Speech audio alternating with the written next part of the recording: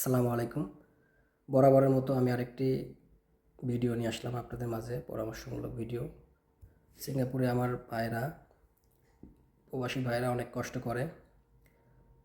সেই জায়গা থেকে আমি কিছু তাদের পরামর্শমূলক সাজেশন করতে চাই।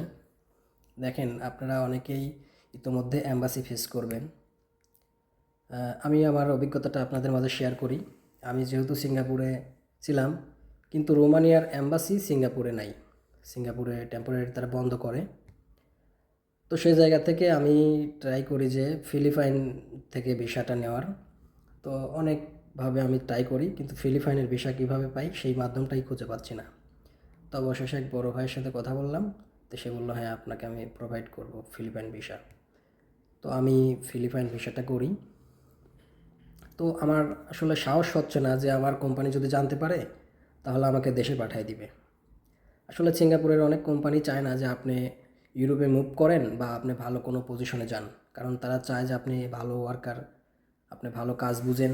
তো অবশ্যই আপনি তার কোম্পানিতেই থাকেন, এটা সব কোম্পানি চাইবে। তো সেই জায়গা থেকে আমি বলবো যে আপনারা আপনাদের মতো করে কৌশল করে আপনারা ট্রাই করবেন। আমি আমার কথা শেয়ার করি।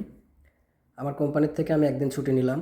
এইদিকে আমি আগেই ফিলিপাইনের ভিসা করে রাখছি এবং টিকিট করে রাখছি। ডিউটি শেষ করে সন্ধ্যায় আমি রুমে আসছি, খাওয়া দাওয়া করছি, ফ্রেশ হয়ে আমি চাঙ্গি এয়ারপোর্ট সিঙ্গাপুরে চলে আসছি। আসার পরে রাত 1টা, তখন আমি ফিলিপাইনের উদ্দেশ্যে রওনা দিলাম। ফিলিপাইনে আসার পরে যেহেতু আমার অ্যাপয়েন্টমেন্ট ডেট ছিল সকাল 11টায়, তা আমি ভোর 5টায় ফিলিপাইনে পৌঁছায় গেলাম।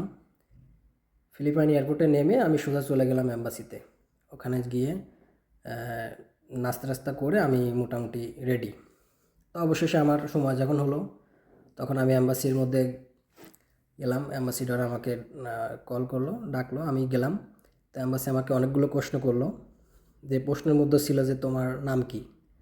তা আমি আমার নাম বললাম। তারপরে সে বলতেছে যে তুমি সিঙ্গাপুরে কত বছর কাজ করছো। তা আমি বললাম যে 3 ইয়ার্স। তো তারপরে সে আরেকটা কথা জিজ্ঞেস করলো, তুমি বিবাহিত কিনা। তা আমি বললাম, না, আমি বিবাহিত না। তারপরে সে বলল যে তোমার বাচ্চা আছে কিনা। তা আমি বললাম, না, আমার কোনো বাচ্চা নাই। তারপরে সে বলল যে তোমার ফ্যামিলিতে কে কে আছে। তা আমি বললাম যে আমার ফ্যামিলিতে অনেকে আছে। তো বললো যে তুমি ইউরোপ কেন যাবা, রোমানিয়া কেন যাবা। তা আমি বিশ্লেষণ করে বললাম। তে বললো যে তোমার রোমানিয়ার কোম্পানির নাম বলো। কোম্পানির নাম বললাম, ঠিকানা বললাম, স্যালারির কথা জিজ্ঞেস করলো, স্যালারি বললাম। তিনি আরও জিজ্ঞেস করলো যে আপনার ইউরোপে কেউ আছে কি না।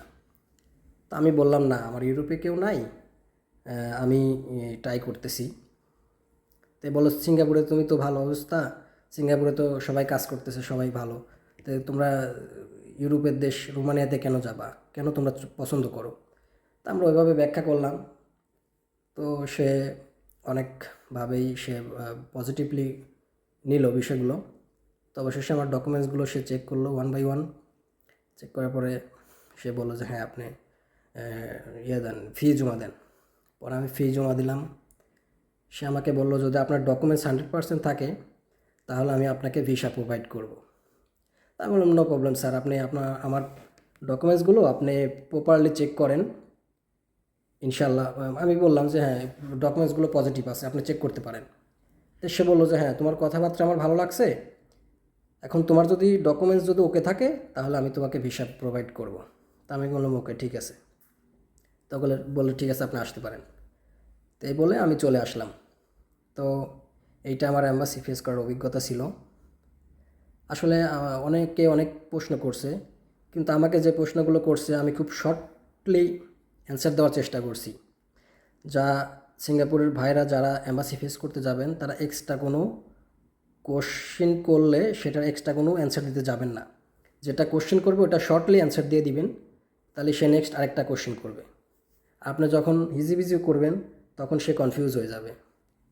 তো এই জায়গা থেকে বলবো যে আপনি অবশ্যই স্মার্টলি তার অ্যান্সারটা ফার্স্ট আপনার তার প্রশ্নটা শুনবেন যে সে কী প্রশ্ন করছে। প্রশ্নটি প্রপারলি শোনার পর তারপরে আপনি সঠিক অ্যান্সারটা খুব শর্টলি দিয়ে দিবেন, সে অনেক খুশি হবে। এই বিষয়টা আমি আরেকটা পর্ব নিয়ে আসব, যেটা কি কি ডকুমেন্টস আপনাকে সাবমিট করতে হবে অ্যাম্বাসিতে। এই বিষয়টার জন্য আমি আরেকটা ভিডিও নিয়ে আসব। তো সবাই ভালো থাকবেন, ধন্যবাদ।